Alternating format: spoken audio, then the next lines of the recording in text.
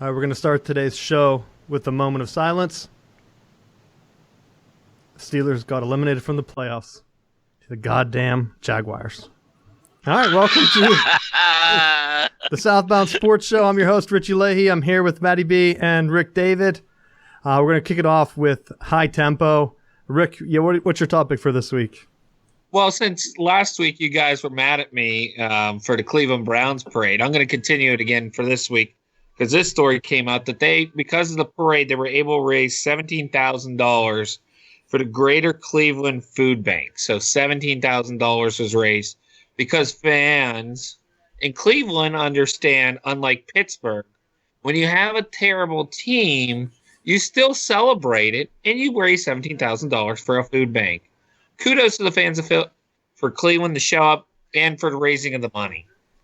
All right, yeah, feel good story. Matt, what do you have? For the NHL, they released it for their All-Star game. They will feature Kid Rock as their headlining entertainment. You know who else featured him? The East Carolina Pirates down here featured Kid Rock at one of their kickoff celebrations. Of course, I missed it. Kid Rock's talking. He was talking about running for Congress and you're mayor of Detroit or something. He's trying to run for political office, and he's headlining the NHL All-Star game.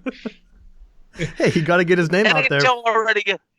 NHL already has a bad rap for like not drawing fans and things like that. How is having Kid Rock in there unless you're trying to increase the rednecks at the All-Star game? Matt, the NASCAR ratings are down. Those fans have to watch something. You pull Kid Rock in, you can pull in the NASCAR fans. The market's right there for the taking. The NFL's not doing it. They have who? I don't even know who the increase halftime what, is. Mountain Dew and Slim Timberland. Jims. They just hit the trifecta. Slam it to a Slim Jim. It's like the WWE. That's what that reminds me of. All right, my high tempo this week. Actually, we talked about this back in last February, I believe. The scandal at Michigan State. Now, there were rumors that they were going to get hammered by an FBI investigation. That happened. It wasn't attached to the men's basketball or football team. I don't know off the top of my head what we speculated or what the rumors were at that time. I do know some football players got in trouble, but it's nothing what happened with the women's gymnastics team. It's some pretty shocking stuff. Finally, so it's been last February that started to come out, and then there were rumors all football season about how bad this went and how deep it ran in the school. And not only Michigan State, but at the United States gymnastics program, like the Olympic program. Finally, ESPN had it on their front page today. They're breaking it. It's a very sad story. Some of, what did they call that group of girls? It was kind of like the Fab Five gymnasts from the last Olympics. I think at least three of them came out and said they were abused by the Olympic trainer. So very sad stuff. Sorry to hear about that.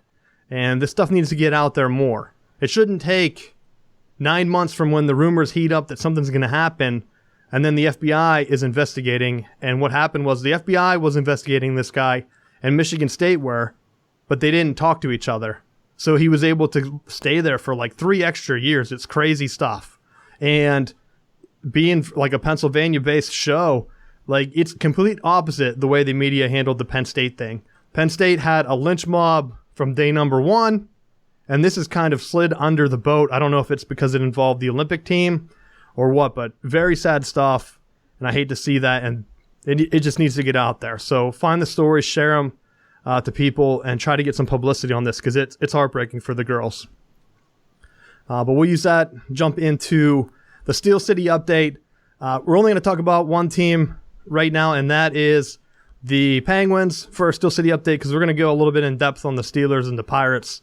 But for the NHL, Penguins, their division, I said it's a bad division to be in because everyone is so close. So the Penguins went from being like fifth in the division. I don't know if it was over the weekend they made the jump, but they're actually fourth now. The Hurricanes, team that was ahead of them, is in last in the division. That's how close the numbers are here. So the Penguins are at 51 points and fourth in the Metropolitan. They would be, a 7 seed right now, I think. in the playoffs, 6-4 in their last 10. Their goal differential is down to -6. I would like to see that hit the positives here, so I'm hoping they can continue, get a little bit of a run going, and make that jump for the playoffs. Things are starting to click. I don't want to get too excited after how this past weekend went for Pittsburgh sports, but do you have anything on the Penguins, Rick, you want to add in before we jump into the Steelers? 4-game winning streak right now. Here's the problem. The Rangers are sitting at the 9 spot. Looks like they're going to win. They're winning 5-1 right now currently, so that should put them at 51 points too. So Penguins just got to keep winning. You're getting some guys back. Murray's back now. He showed up at practice. So at least there's some things. And you have 2 All-Stars for them right now. And Phil Kessel possibly an injury guy coming in. So, which Phil Kessel was the one that deserved it the most. But Letang and Crosby are in. So yeah, things are heating up right at the right time. We said at the end of February, or at the end of January, it's getting near the end of January. They have to make their push now because you don't want to be playing close in March. Hopefully they can start to play their best hockey.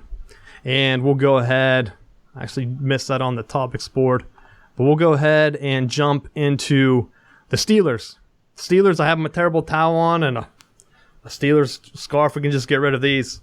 Complete garbage on was it Sunday? It was a Sunday game. I watched the game and I was disappointed.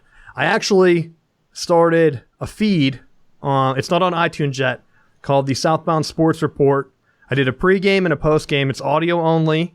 So if you follow us on Twitter, you can check that out. We had a couple listeners on there without me pushing it out at all, really. So glad about that. It's a way for us to do more real-time news coverage, especially game-type shows. So I'm hoping to bring it out for the NHL playoffs if Penguins get in and they can go where we can do post-game recaps. Just audio only. It posts automatically on Twitter, so follow us on Twitter, SBound Sports.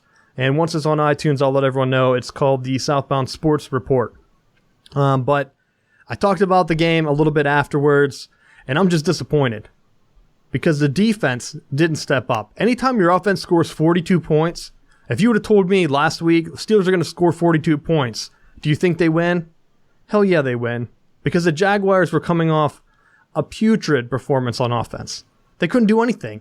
The Steelers let Blake Bortles throw for like a touchdown over a couple hundred yards. It was embarrassing. But I'd like to get your guys' thoughts on it. We'll start with you, Matt. Well, it was a crap show by Pittsburgh. The one thing that stood out to me was Todd Haley's decisions on the short yardage situations. You have an all-pro center, you have all-pro guards, you have a 1,000-pound quarterback, and you can't push it a foot. Why in God's name you would run tosses and passes and everything else? Push the ball. You have the advantage of knowing the snap count. Push it for a yard. If you can't push it with those people, with that personnel that you have, you don't deserve it. Sometimes I think Pittsburgh tries to outcoach themselves. It's a yard. Get the short yardage and move forward. And then to have Ben half-heartedly joking around at the Pro Bowl that he may just run a quarterback sneak on the first and 10. I saw that. Give me a break. You've been in the league 1,000 years. Don't tell me with 1 yard that you just don't say, hey, guys, push it forward and just check out of whatever Haley called. If he's calling something stupid, don't say by now that for as many years as he has that he doesn't have some wiggle room as far as audibling plays and checking out of things that are crap calls. Rick, what were your thoughts on the game? Yeah, Todd Haley's play calling was very questionable, and he sucks. But they did put 42 points on the board, so I'll give him that credit. They figured out how to score 42 points. Some of it was hope and dream catches by Brown that kept him in the game. So the Bryant touchdown, the Brown touchdown were definitely. But here was the thing. I'm looking at this. Bell, 16 rushes, 67 yards. So it's 4.2 rushing. Why didn't they give him the ball more and run up the middle? No, we were too busy doing toss plays, and 3 Jaguars were just standing there waiting to make tackles. So don't understand what the heck was happening there. Keith Butler's defense looked like Madden on easy level, where the guys just stand there and look terrible. Sean Spence couldn't cover me running out of the backfield. I think I could have got, wide open. I mean, I don't understand. And the one thing I heard was Ben gave an interview and said when Haley gives a call, there may be like 2 or 3 and they pick the one, but they can't audible out of it. So if they don't, he's not allowed to audible out of it to do a quarterback sneak either. So I don't understand why Todd Haley's God and why he has the great knowledge. I don't understand it. I mean, he was run out of Kansas City. I mean, Kansas City people hated his guts, and they loved Andy.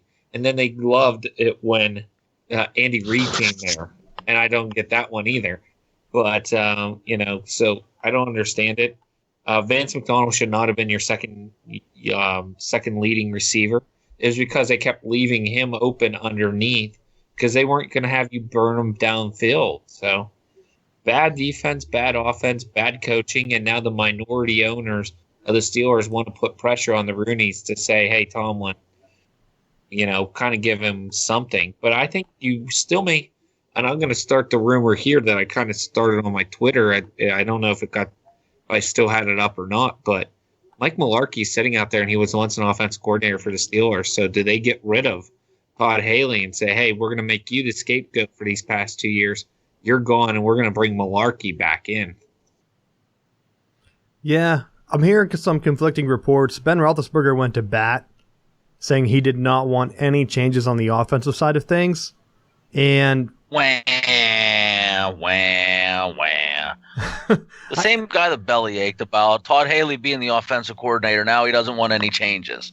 Yeah, because don't give me that crap. He's in his last year. Well, I thought this year was his last year, but there was no way he was going to let it go out to the Jaguars. Could you imagine that's his legacy, that game right there? Because I'm looking at it from both sides of things. I think the defense was more frustrating to me. Keith Butler, what are you doing? I wished we had an old Dick LeBeau out there. Even watching his defense get torn up against the Patriots the night before. Just get him back. Because at least I know what I'm getting. I'm getting a hard-hitting defense. The schemes are going to be there. They had no answer. When you let Blake Bortles throw for, I had it up, 214 yards and a touchdown. No turnovers. Then you had Leonard Fournette run for 109 yards. When Fournette got hurt, Steelers actually had a chance. But you can't depend on another team having a guy go out to have any semblance of offense. I think the offensive calls that hurt me the worst were the short distance ones where he was throwing the toss. I think they went, one of them was was it the first quarter one where he threw that toss on the short field? It was like a 4th down. They didn't get theirs, of course. Right after the Jaguars converted on theirs. That was the first 4th down call. Yeah, bad. You set the tone. The whole first quarter was awful. I don't like that call because you're so far away. Kick the field goal, get the points. I mean, you're at the 30. NFL guys should be able to make that. Take the points. Instead, you end the first quarter down a ton. I think it got to 21-0. I don't know if they scored that 3rd touchdown before the end of the first or not, but just bad overall. I don't know if at this point, if you're going to change coaches, do you just make a change at top? I've been hearing that the Rooneys have had discussions about Tomlin, but at that point, Ben has already said he's coming back. Would he play for a brand new coach? I would hope he didn't go all prima donna and try to force a trade, but I don't know. I think Ben should retire with the Steelers. He's obviously close to retirement. And the Steelers looked like, if I'm being honest, they looked like they were the most talented team in the playoffs, and you lose to the Jaguars. And we'll get to our previews later in the show for the next round, but I don't think the Jaguars are going to even stay close to the Patriots. So, I don't know. I think one of the issues that you're going to have at this point is the Pittsburgh's good enough to be average. And I had messaged this out too, that one of Tomlin's comments, and he always brings these things up in his press conferences, the standard is the standard and blah, blah, blah. But his standard is average and mediocre. And it's good enough to make the playoffs. It's good enough to be there, but it's not good enough to really make a serious push and contend. That's why when we had our playoff discussion, I said hold your breath, because for as well as they were playing, they were gonna do what they've done under Tomlin. One of the things that frustrated me was hearing the reports that Le'Veon Bell started talking about his contract before the game. Yeah. Like, what kind of person, what kind of locker room where allows people to say before the game where you should be focused on playing your best, preparing, going out and winning that elusive Super Bowl, that, well, I might just hold out or retire if they try to franchise me again, and I should be paid what he should just kiss the ground that the Rooneys are the owners and not me, because I'd make him run. He would have ran the ball 70 times during that game. Every play he would have ran. I would have ran the wheels off him. If that's the way he's going to play it, then retire. You can retire with the NFL record for rushing attempts in a game. Yeah. But then again, go ahead, Rick. No, you go ahead. Well, they did have a tough game because they were dealing with Jalen Ramsey and Telvin Smith, former Knowles. It was comforting watching those talented Florida State players just eating up that vaunted offense of Pittsburgh. So they ran right into that Jaguars buzzsaw. And I mean, Paul Posluszny, was a middle linebacker for years at State, just right there capping play. And I mean, here's the other thing. Do you ever hear anything out of like New England's like press conferences or anything? It's like mute or something. It's like terrible. And the Steelers will just go out there and just say the most outlandish things. Le'Veon Bell wants a new contract. Ben's always never happy with whatever whatever offensive coordinator he has. It's always like some story. It reminds me of a lot of like a soap opera that nobody cares about, and then blows it up, and then it's always like Mike Mitchell says we're going to win and go to the AFC. We're going to beat the Patriots. Idiot, the Jaguars were before then. I mean, it's always something stupid, and like it just seems there's no discipline, and it's pretty much a wild crapshoot. And I mean, Tomlin reminds me of Andy Reid. Can get you there, but you're never going anywhere. But I'll get you there. But we're not going to make the jump. I mean, yes, you could say he has a Super Bowl, but that team was stacked. How many Pro Bowlers were on that team? How many guys are going to go to the Hall of Fame on that team? How many former Pro Bowlers were on that team? I mean, you could have another Pro Bowler or another Hall of Famer this year if Alan Faneca makes it, which he has a chance. So he was on that team. So I don't know. I mean, that team was stacked, and these teams are good and could easily beat them, but he coaches down. And it's because he trusts his coordinators more than anything. And I wouldn't trust them with anything. Yeah, I have those up. The Mike Tomlin, Bill Cowher type comparison where Bill Cowher he built that team up. They just won a Super Bowl, had a bad season. I can't remember if he left on his own terms, or I don't think he was actually forced out because everyone keeps trying to hire him. So then Tomlin comes in. That same core group of guys that Rick mentioned had a ton of Hall of Famers, which I know as a coach you really don't have control over who's on your team. Win a Super Bowl. A couple years later, they start to lose some of those guys, lose the Super Bowl. And then after that, he's been pretty mediocre. This was his year to kind of cement his legacy. Because fair or unfair, those first couple years are always going to be linked to Bill Cowher. Bill Cowher worked for so long, got the Super Bowl. Right after that was when Tomlin won his. After that, he's been average. Overall, even with the Super Bowl in, his postseason record's 8-7. And that's the 3 wins from the Super Bowl year and then 2-1 the year before, or the next Super Bowl loss. So you're having a lot of one-loss, one-round playoff exits. You have 2007, lose to the Jaguars, first game. 2011, you lose to the Broncos first game. 2014, you lose to the Ravens first game. And then 2017, you lose to Jacksonville again in the first game. So he's only gone deeper than that first game 4 times in the playoffs. I guess he's 4-4. So he's 50% chance he gets eliminated in the first round. And to me, that's on coaching. And this was his best record overall. This is your best team. What are you going to do? Are you going to take them deep? Everyone had high expectations. I know I said I dreaded the Jaguars matchup, but realistically, that Jaguars had the identity that the Steelers used to have. Smash mouth football. They were able to do whatever they wanted on offense. They were getting, I sent you a tweet, Matt. It was like 6 yards a carry in the first quarter. 6.5 or something. Jacksonville's offensive coordinator needs a lot of credit because they basically ran the game plan that I anticipated Pittsburgh doing, where they were going to run the football, they were going to play clock management, they were going to play keep away, and it just looked like Pittsburgh was completely clueless on what they were going to do to try to take advantage of plays. It looked like backyard football is what it reminded me of. And I almost messaged you this. It almost reminded me of where like a Big 12 type game where no one plays defense. It's just drop back and just throw the ball up and hope you get lucky on them, because that's what those plays were. It was just throw it up deep and let someone make a play. You know, there was no gamemanship with it. It was just, we're in a 3rd and long. The one touchdown to Brown was on a 3rd and 20. That how do you let them get behind you? And a Boye was right behind. It was step for step with him.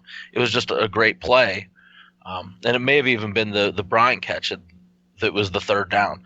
But regardless, Pittsburgh just looked like they weren't prepared.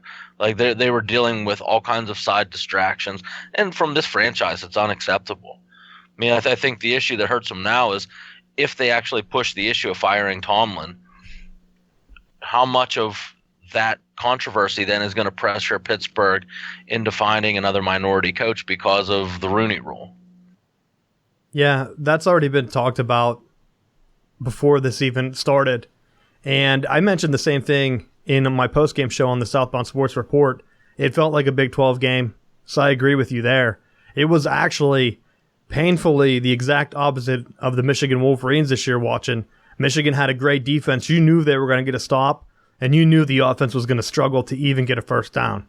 And then in this game, the Steelers were going to score, and you knew Jaguar was just going to get it right back.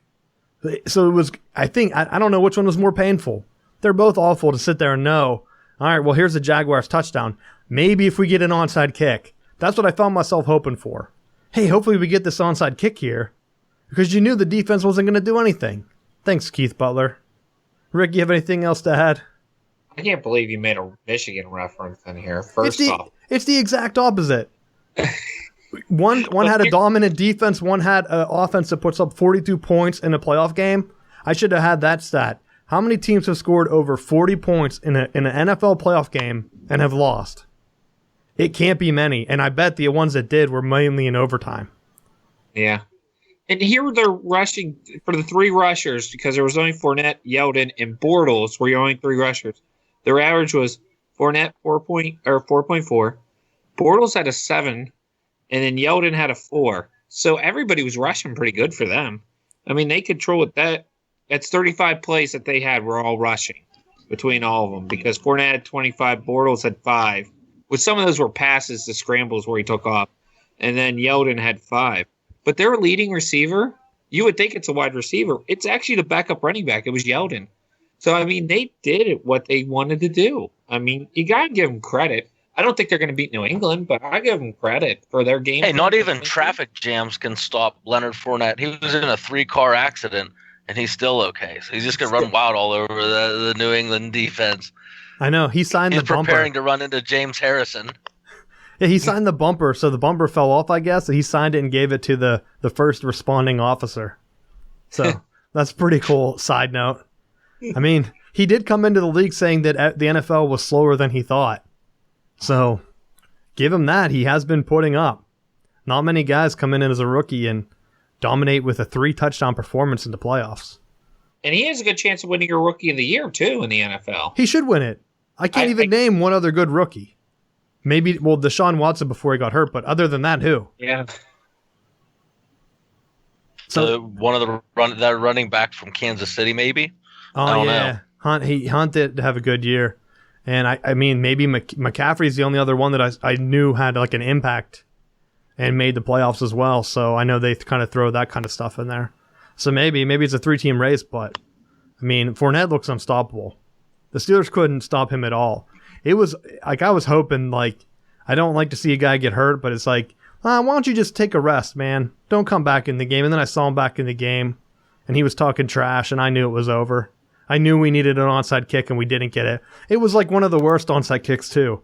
I haven't kicked the football in probably 20 years, and I could have kicked a better onside kick than that 5-yard squib that hit his own guy. Like, come on, don't you practice that at all? Just have one extra guy. Have some guy make the holder. Because I know some teams have like a designated onside guy. Just make some other random like special teams guy practice onside kicks all day. Because in the playoffs, you might need it. Why not? You can't have your other kicker do it. He has to make sure he's on point for making a field goal, not kicking an onside kick. That's the end of my rant. You guys have anything else to add on the Steelers? We'll get into football here in a bit. We have to keep the anger flowing. All right. Go for it. Jumping into the Pittsburgh Pirates. I don't even know what to say at this point. We held off last year. All summer, I dreaded. Are they going to trade McCutchen? Because the Pirates are right there. They were around 500. They weren't really making a push. Of course, they fell way short. But they had a chance. And now they folded. And the thing that hurts me the most is they're folding. They're not even trying to tank. It's not like... I see the Phillies are taking a note out of the 76ers book. Trust the process or whatever. What's that saying, Matt?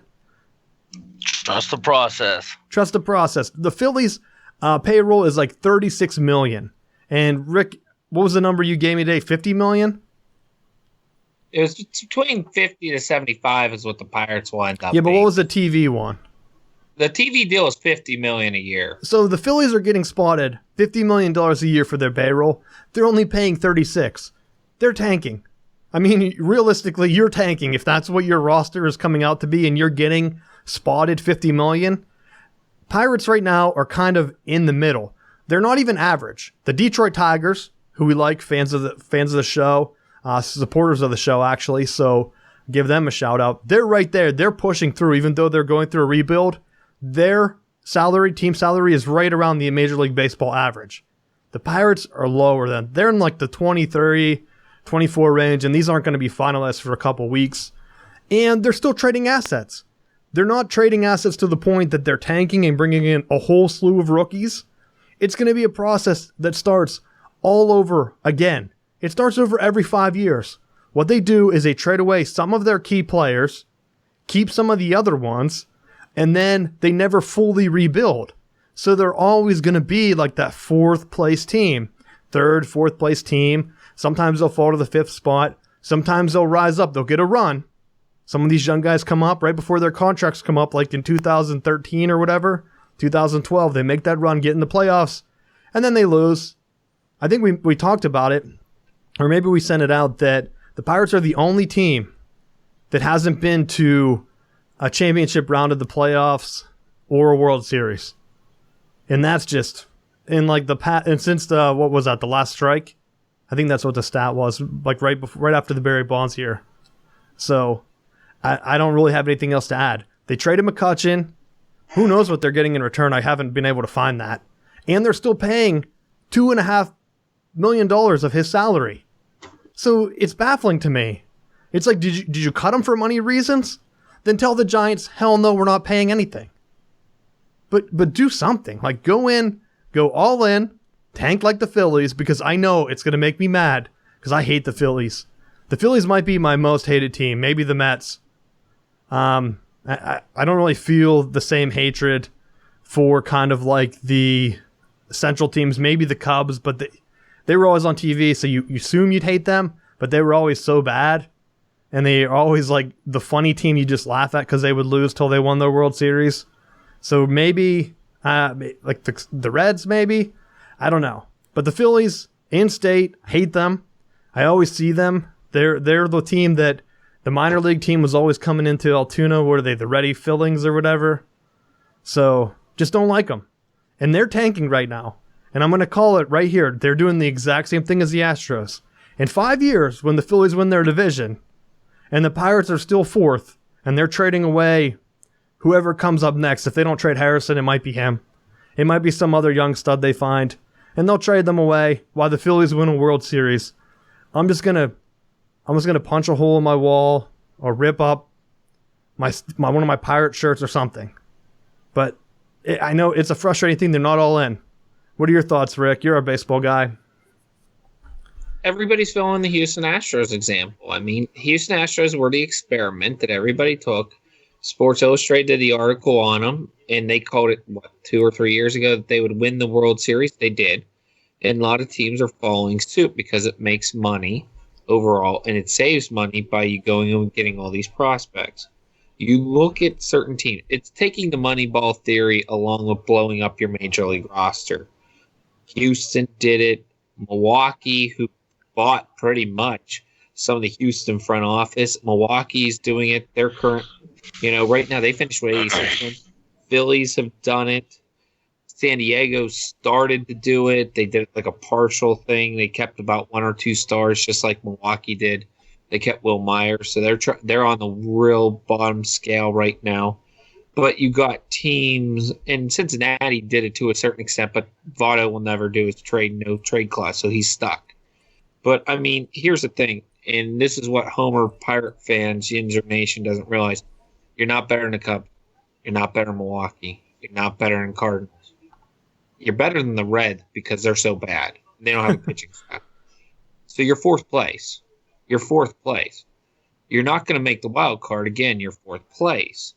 McCutchen's contract's up in the middle of the year, so you sell him now because your best bet's not now. Your best, because at the trade deadline you're going to get nothing in return. So why not do it?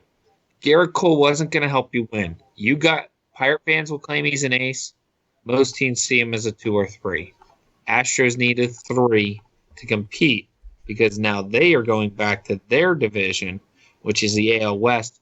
And who went out there? Who was the biggest free agent? The Japanese star. He's now with the Angels. So they get a legit 1, something they never had pretty much in years was a legit 1. Astros needed a 3. They got it with Cole. They gave up some parts, and they gave up their depth. That's what's going to stink. If they get injuries, they're done. Or they're going to have to go buy some players in a hurry. The thing was with the Pirates last year, David Freese stunk. And Jung Ho Gun still can't get in America and probably won't this year. So Pirates will actually save another $5 million if he doesn't make it back to this country, which will probably happen. And he's terrible in the Dominican League. They cut him already, his team. Oh, so I mean, here's the thing. And San Francisco does this to their and then the thing was, why did San Francisco take McCutchen? They need to sell tickets and they need to keep their fans and they need to keep people believing. I mean, they don't have a center fielder right now. They're missing a back end of the rotation. Mark Melanson's not the guy who was here in Pittsburgh, who they have now. I mean, they're missing so many parts in San Francisco. So don't be thinking McCutchen's going to lead the world and everything, and he's a great center fielder. He's a right fielder now in San Francisco. Bruce Bochy said that earlier today in his press conference, and they're still looking for a center fielder because he can't play it. And neither can Hunter Pence, because you got Hunter Pence's no arm. And then you got Andrew McCutchen, who can only cover about 5 feet right now because of his defensive metrics that are up. So, I mean, Pirates are better off selling. If you want to do it, this is your year to blow it all up. Cubs guys are going to be hitting free agency in about 3 years, so they're going to have some problems here. And they're already having problems because they can't re-sign Arrieta. Milwaukee's still got some prospects in double and triple A. St. Louis is good for about 2 or 3 years. Yadier Molina's retiring in 3 years. So, and I mean, Cincinnati still can't figure out their pitching staff, so they're still going to have problems. If you want to, you sell the team out now. Yinzer Nation, what the heck were you expecting? Were you expecting the World Series? You got 3 playoff wins with a terrible owner, a GM who is pretty much looks like Ron Howard from the TV show Happy Days, and a general and a manager who's been fired twice because he has no freaking idea how he's doing. But he'll tell you some dissertation on the world and what's happening, and it makes no sense. You're like, what the hell just happened? So you went from John Russell, who you couldn't hear, to Clint Hurdle, who talks about 7 miles above your head.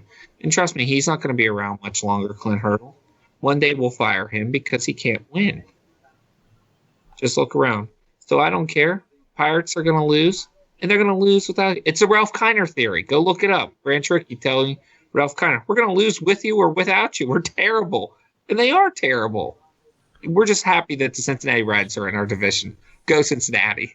Thanks for showing up. Well, Rick, what I want to see is them go all in and try to win. If they're going to take this theory that the Houston Astros did, do it. But don't come in with a $75 million payroll and then try to come in a few years and say that you can't afford to sign someone whenever they finally get some of these key pieces. Because I know that's what's going to happen. I would rather see them sell out, drop the payroll to $30 million, take your $20 million revenue from the TV deal, whatever the hell, put it in investments, invest that, put it in whatever. So you have $20 million later on down the road, because you know what's going to happen. He's selling the team. I want to see him sell everyone. Harrison said he wants out today or yesterday. I've heard they're in talks for it with him. Get rid of him. He's worth $10 million, whatever. Go ahead and get rid of everyone and get your salary down, bank some money, because you know people are not going to be in the seats. And then don't come back with that excuse, because I think that's what we're tired of as fans. We're tired of getting told, hey, we can't afford to keep these guys around whenever you do make that playoff run. Because that's when the team fell apart last time. When they made the playoff run, they traded, who was that? Neil Walker for John Anise, who was to awful. the Mets. Yep. To the Mets, yep. Right there. You start to trade money. pieces because you say you can't afford them, and then look what happens. Now you're going to bottom out, and I know that's what's going to happen. But you're paying $75 million, so you're paying $25 million extra. Don't. Just go all in. As a fan, that's what I want to see. If you're going to tank it. Do with style. Yeah, the problem is they re-signed some terrible guys, like Cervelli's contract's there, and he's made of glass last year. He was awful. I mean, Gung, you still don't know. You have to consider that $5 million still there, but hopefully he doesn't make it back in this country, because he's awful in the Dominican leagues. But, I mean, that's the thing. If they blow this whole thing up, that's what they got to do. They got to do the Astros and blow it up, or do what Milwaukee and San Diego have done and maybe kept one or two stars. Milwaukee couldn't trade Braun because of the steroid scandal, and they extended Will Myers, who was a young Will Myers still at that time. And Will Myers is versatile enough between catcher, first base, right field. He could still play a couple different spots. So maybe you keep a couple guys like Bell. You keep maybe either Marte or Polanco and get rid of the other one. I mean, I would rather see a dumping and everybody. I said it last summer when they started tanking. I said I would trade away everybody right now, keep about 5 guys and trade away everybody. And my whole friend base was like, no, that's the worst thing ever. We're still in this. I'm like, if you think we're in this, you're crazy. Get off the Yinzer juice, outside the ballpark. You catching the Allegheny, because you're not going to win. As long as the Cubs are still doing good, you're not going to win this division. That's the main theory. You're not going to win. And I mean, I don't believe it. I mean, I believe it, but I don't. Please explain to me how you're better than the Cubs. I would love for somebody to explain that to me. And you can right now they're not. You're not. You're not. You're never going to be that way. And you could say that for the Astros. They were never better than Texas and Angels until they sold everybody out, got a bunch of prospects to make the run. That's how they were going to get better. But we talked about this on the show before. What put Houston over the top? It wasn't the fact that they made wise investments to all those prospects and signed those prospects. It was bringing in, when they realized they were in the push, they went after Verlander. They went after some additional pieces that were going to put the final touches on it. That's one of the reasons why I really like the St. Louis Cardinals, because they're a team that when they need a player, they're willing to go out and spend to get that last finishing piece. What Pittsburgh does, and I've heard this time and time again, is that they'll say, we got to get rid of everyone because we need to build our farm system. We need to get the prospects in place. Well, they've done that now 2 or 3 different times where they haven't had the prospects. Where are they going? They're trading for, every time you turn around, they trade someone. They get like a pack of baseball cards worth of prospects. Where are they just quitting, or are they leaving? Where are the prospects at that they're supposed to be farming? If they were a real farmer, they would be run out of off the family farm, because they're ruining their crops. They aren't developing anyone. I was thinking about this earlier today, and this is the wild idea that I think could solve a lot of Pittsburgh's problems. If they're going to have this dumpster fire, do it. Who are the top 5 18-year-old prospects? Baseball pitching, starting pitching prospects. Get the top 5. Just put it out of, what do you want? here's our whole team. Take what you want. We want these top 5. Sign them to 30-year contracts, and now you have at least the starting pitching to build off of. That if you get a 1-0 game, you know that it's game over. You go with the early 90s Atlanta Braves, how they basically won games straight up with their starting pitching. They didn't have to have the bats. They just win games flat out with their pitching. Maybe that's the route that they go. They can just put all that money in that $50 million TV deal, put it into 5 starting pitchers, and then you don't have to worry about that aspect of it. Everything else can be revenue. Pay peanuts for everyone else. Because when they come time for playoffs and they need to get someone to help put them over the top, Pittsburgh isn't willing to get that last person. They trade Neil Walker away when they're in the middle of a run a year, a couple years ago. They're getting rid of guys like McCutchen that love him, hate him. He's still an important part of the franchise until recently, obviously. But you get rid of these pieces, and then you go, well, just come to the game and support us. We're trying to field a competitive team. What the hell? Who are you competitive with? Are you in a Tiddlywinks competition? Like you have nobody that's worth a damn, but you're going to try to say, well, we need people to come to the ballpark. You better have the best food menu in America if you're gonna have nobody be playing a bunch of bums, and then you're gonna say that come to the ball. What's bringing you to the ballpark? There's no stars on the team. Anyone that's familiar to the organization is now gone or washed up. They may bring back McCutchen in 5 years when he has absolutely nothing left, just to say, hey, we got Kutch, and relive his olden days. Yeah, have to make sure the grass is cut at the appropriate length for him. Yeah, final thoughts on that. I look at it, and I've heard some people say it that the Pirates are basically a farm team for the rest of Major League Baseball. And it just makes me think back to when Mark Cuban tried to buy the team and the other owner shot it down. Maybe that's true. Maybe they were like, hell no, we're not letting them get Mark Cuban in here to outbid us. We'll get some other guy that's going to roll over like a dog and just trade us all your best guys year after year, because that's what's happened. So, I don't know. I'm sure we'll be getting back into it when spring training starts, when we see how awful they actually are. But let's go ahead and get into the NFL previews. We'll start with the Jaguars and the Patriots. Watch the Jaguars play. I wasn't impressed. I don't think they're going to be able to do the same physical running that they used against the Steelers. They weren't able to do it against the Bills. I think Bill Belichick's going to have, a semblance of a defense out there to stop them and force Blake Bortles to throw. I saw some people tweeting that no matter how many Steelers they put in the box, they couldn't stop them. Put a heavy set in there. Do something. Change some personnel. If they're pushing your D-line back, get them out of there. I mean, if you're getting blown off the ball every play, and I just don't think the Patriots are going to do that, then you're going to force Blake Bortles to throw? Is he accurate? No. So I'm going with the Patriots in this one, and I'll let you guys go ahead and give your thoughts. Start with you, Matt. I'm going to jump on the bandwagon. I'm going to go with the Jags here. I think with Oboye and with Ramsey at the corners, I think that there's a possibility that they can man up, which is how you have to take away the New England offense. You have to be able to play man-to-man.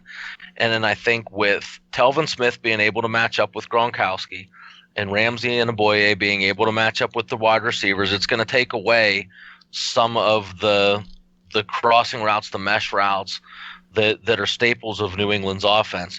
And I think that there's a slim possibility that if weather's on their side and they turn the Jaguars into a ground and pound team, Tom Coughlin, you got to give him credit. They ran him out of the Giants, and all he's done is gone to Jacksonville and just hazed the hell out of them to being a tough, physical team that's built for this type of weather. I like the Jaguars here. To go to Pittsburgh and play physical there, I think we were saying earlier on that we thought that Pittsburgh had a shot to play with New England. What they did to Pittsburgh, there's no reason they can't do that again in New England. I go Jags. Rick, what are your thoughts? I go Patriots, but closer than the 8.5 spread that they're showing right now. So I would take Jags with the spread, but overall New England with the win. The one thing is, when you were watching the Steelers game, I agree with Matt. They could cover your guys downfield, and you have to make an impressive play to get it. They don't have the impressive wide receivers in New England like the Steelers does. So I will say that, except for they're better definitely at the tight end spot. So if they can cover Gronk, one thing the Steelers couldn't do, that's definitely a win. But I think what they're going to do is a lot more easy pass routes because the Steelers were too busy thinking about 15 yards downfield on 1st and 10 when they weren't thinking about 5-yard passes. There were times where Bell was just sneaking out and nobody was covering him for Jackson. Nobody was picking him up. And Patriots are notorious for that little dump route, little 3-yard pass and everything. I think they're going to dink and dunk, and I think that's how they're going to win and everything. So I think that's really going to be the thing, is watching New England's offense versus the defense. So I think that's going to be the main thing. I'm giving it to New England because I think they're going to outdo it. But I'm going to give Coughlin, I'm going to give him a kudos too, just like Matt did. He's been a genius there. So he's won there. He's won in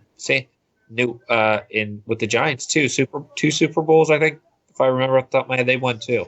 Yeah, Eli has 2. Yeah.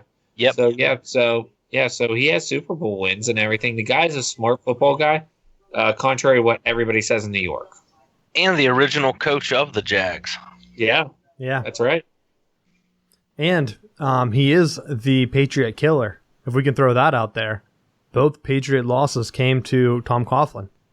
So if there's going to be one team that can upset him this year, it's going to be the Jags. I just think that, like Rick said, the dink and dunk pass, if you start to control the clock with Tom Brady, I mean, he's basically so accurate.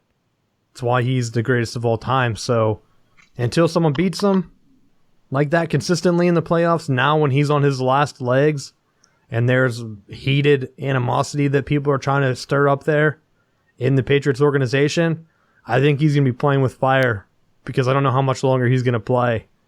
And I just don't think they're going to stop him. Speaking of dinking and dunking and poor offenses, dude, Vikings versus the Eagles. I was thinking when this was going down, the Eagles game on Saturday, I was thinking, man, this is going to be so nice. Maybe we'll finally get that all Pennsylvania Super Bowl. Steelers can crush the Eagles because the Eagles are on their backup quarterback. And the Eagles shut down the Falcons. And I'm still baffled by it because the Falcons are back to their same old stupid play calling. People are mad at the Steelers for play calling. What about a Falcons fan? You're winning the Super Bowl last year. That guy leaves because, of course, he can't call any runs. And then you can't score on the Eagles, and your 4th down play is like a standard Julio Jones, like he's almost in, he almost pulled down the catch. I just don't know. I don't know what to think of the Eagles. And then you have the Vikings too. Looked like they were done. They were done against the Saints. They had no answer. I thought, man, is Drew Brees going to be coming back to the Super Bowl? Is Drew Brees going to get his second? I think would have been his second Super Bowl. Is he going to get it, cement his legacy, maybe go out on top? No. They threw a double out route. It was like 30 yards downfield. They had Stephon Diggs go over the top, I think, and then someone come underneath. For those that didn't watch the game, definitely look up the play. It's been everywhere. The Saints defender runs in, Williams. We'll give him a call out because he comes with his head down. I call that the Shazier. And he whiffs on the play. Diggs catches the ball and just turns and runs. Touchdown. And for some reason, the Vikings win. And I think, holy crap, we're going to have an awful offensive performance in the NFC Championship game. And these guys are just going to get destroyed if they end up playing the Patriots. So to me, I don't even know who's going to win. Probably the Vikings. I thought the Eagles would have been better. It's sad that Wentz went out. I'm happy that they kind of got there because as a fan base, all those Andy Reid years, you can only suffer through so many Andy Reid years. So, I mean, we're feeling it here with Tomlin. So, I'd like to get your guys' thoughts. We'll start with you this time, Rick. Vikings, Eagles. I'm going with the Vikings. I mean, I think they have the better team overall. I think overall, the the Eagles have a great defense. Their offense looks terrible without Carson Wentz there. And with him injured, and with Case Keenum, I don't understand his infatuation, but he is doing absolutely phenomenal for these guys and probably one of the best quarterbacks here in the past 10 weeks of football. So, and he's just finding everybody.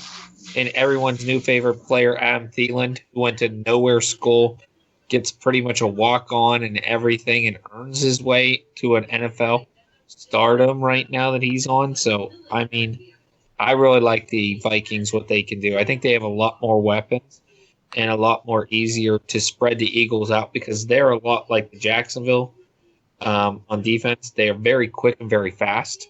So how do you do with that? You got to spread them out. You got to move these guys out. You got to move them on different plays and everything. And I think Vikings can do that. I think they definitely had the talent to do that. So, and I would love to see a team. And I know they mentioned it 17 times during the Fox broadcast because I don't think they had anything else to talk about.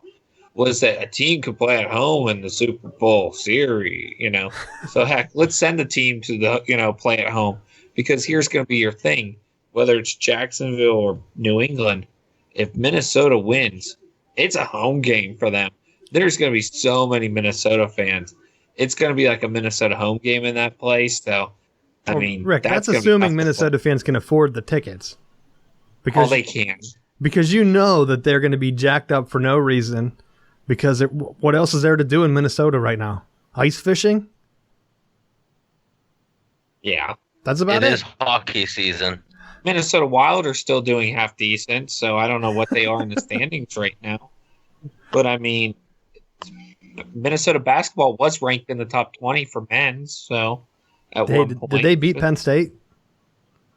Everybody beats Penn State, probably, yeah. Oh, well, they just played yesterday, I think.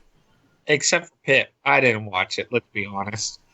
But yeah. So, I just think I would like to see that, so. Something different. Minnesota's the 8th seed, by the way, the Wild right now in the playoffs, so they're in today. Matt, what are your thoughts on the game? Well, I'm pulling for the Vikings. I want to see them win it all because they're one of those franchises that they've historically been a snake-bitten franchise. They had the team with Randy Moss that probably beats John Elway's Broncos in '98, but ends up missing that opportunity on Gary Anderson's missed field goal, who hit 1,000 field goals in a row before shanking the one that was going to send him to the Super Bowl. I had a very close friend of mine that's a wide receivers coach that would explain to me the plight of the Vikings. And so when they're in the playoffs, I try to root for them. Being an NFC team, no conflict with the Steelers. And as I watched them go up on the Saints, I thought, they're going to do this. And I messaged them and was excited. And then the Saints promptly drive right down and kick the field goal to go back up on top. It was like, this is what it's like to be a Vikings fan, to think I have victory and then have it completely snatched away, only to then have the touchdown pass to Diggs that puts them back in. It's like that I couldn't imagine being that fan base and having to deal with that kind of roller coaster season. But the one thing that I really do like with this game is that there's a lot of comforting players. There's a lot of familiar players that are going to be playing this week. Guys like Nigel Bradham. Dalvin Cook is injured. That's okay. We still have Ronald Darby. We still have, who else do we have playing this? Timmy Jernigan. He's there on the defensive line. Still have Xavier Rhodes for Minnesota. We have Patrick Robinson for the Eagles. There's all kinds of comforting people. So it's nice that you can see all those Knowles. Well, what happens when you go to a great program, they put all kinds of players into the NFL. But end of the day, I do think that it's going to be Minnesota bringing it home. I think the Eagles have been riding Foles. I just don't think that they have the complete package to put together like Minnesota does. Yeah, I think Minnesota is a complete team. I just don't think they have enough key pieces. Even if, well, I know that's counting like the Jaguars from one game, but the Jaguars against the Steelers would just look like a better version of the Vikings. So And what's that going to happen? And I know it's hard to tell NFC versus the AFC. People always say AFC is much better, but not really. I mean, a couple poor Super Bowl decisions like the Falcons last year took a couple wins away from the NFC. So you're looking at, I don't know, I think a lot of people have kind of been worn out. Some of the teams aren't as exciting. You're getting back to the old smash mouth football looking at these teams. And I think the ratings were down for all 4 games on Sunday and Saturday. So it'll be interesting to see if people are going to watch these games. And right now, looking at it, you don't have those exciting offenses. I think Drew Brees, if they would have got the job done, would have got some viewers just because is he still around? How's he doing? Some familiar faces. But you're looking at a couple new rookie quarterbacks who I don't have any of the guys beside Tom Brady. None of them have made it to a championship game. Have they even played in the playoffs before? I don't know if Blake Bortles has. Maybe. No, did Foles play? I don't think has he made the playoffs before? I'd have to look at this, but I know they've never made three. So 3 of these guys are all making their first start in the conference championship games. Let's see what happens. Well, there is a picture floating around of the Rams where Foles and Keenum are side by side in their Rams uniform saying, hey, I'll meet you in the NFC championship game. And now here they are for separate teams. Actually, they're like, who thinks, oh yeah, Nick Foles, that's my quarterback, or Case Keenum. But I think Case Keenum quarterbacking in doing as well as he has this season should put some of the wraps on. You have to go from a pro style offensive system to be successful in the NFL, because Case Keenum was a quarterback at Houston and was in when I believe Kevin Sumlin was there and was running some of those air raid offense. He was throwing heavily. He put up a lot of numbers in college, threw the ball a pile. They weren't sure how his game was going to translate to the NFL.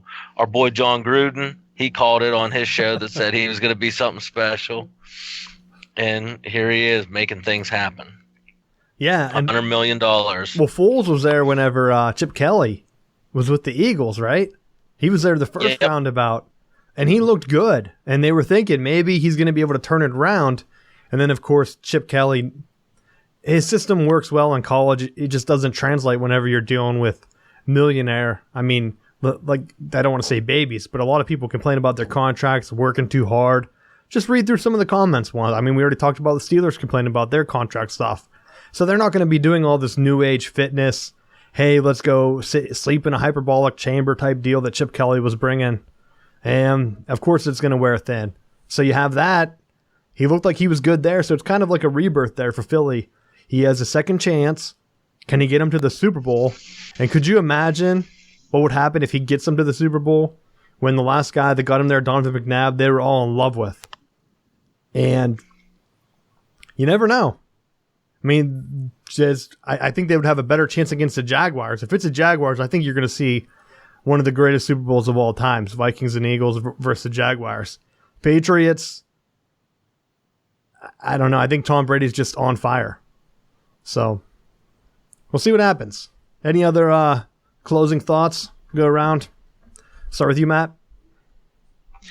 I am excited to report that FSU recruiting for football is picking up. I did see the other day on Rivals that their average ranking has them up to number 3. Their overall class rank is at 30, up from almost the bottom of NCAA. So a little tip of the cap to Willie Taggart for getting his staff assembled and getting the rest of that class put together so that we have some more quality players to send to the NFL. Rick, any closing topics for you? Mike Hilton got re-signed by the Steelers, so that's one. And your second one is, the Steelers have only recovered 2 onside kicks in their history. They've only done 2.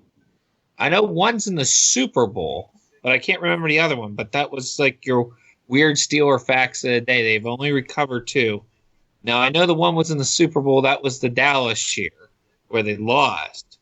but I can't remember the other one. It must have been during a regular season game or something. But that's it. So don't try it on Steelers. Your odds are against you. Well, Rick, I'll just say this. Us Yinzers are used to winning, and you usually don't kick onside kicks when you're winning. They lost to the Bears this year. The Bears. Hey, they lost to some fierce animals. Jaguars, Bears, Rick. Come on. It's not like they're losing to weird mascots like Browns.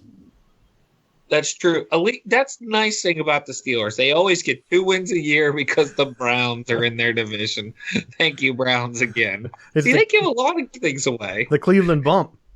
They just get those 2 games in, and we'll go with that. I'll add in that you guys mentioned Minnesota hockey. Michigan swept them, and I'll add in the Big Ten hockey.